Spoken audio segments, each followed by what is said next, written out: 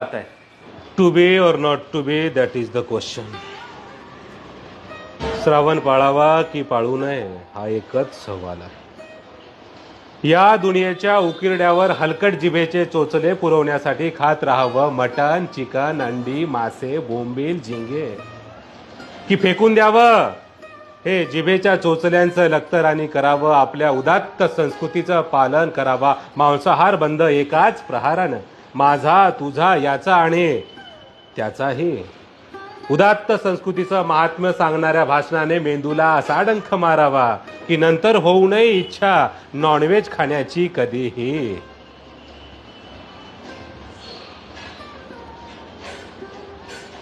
पण असं झणझणीत नॉनव्हेजचं ताट अचानक समोर आलं तर इथेच मेक आहे.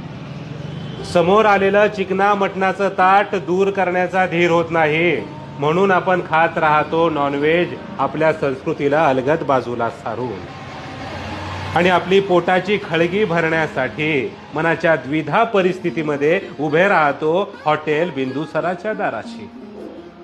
विधात्या, अरे तू इतका कठोर का झालास? एका बाजूला आमच्यासारख्यांना आपल्या उदात्त संस्कृतीचं पालन करण्याची इच्छा होते आणि दुसऱ्या बाजूला असं नॉनव्हेज खाण्याचा मोह देखील टाळता येत नाही. मग आमच्यासारख्या श्रावण पाळण्याची इच्छा असणाऱ्यांनी काय करायचं रे? काय करायचं? टू बी और not to be, that is the question. Shravan पाळावा की पाळू नये हा एकच सवाल आहे.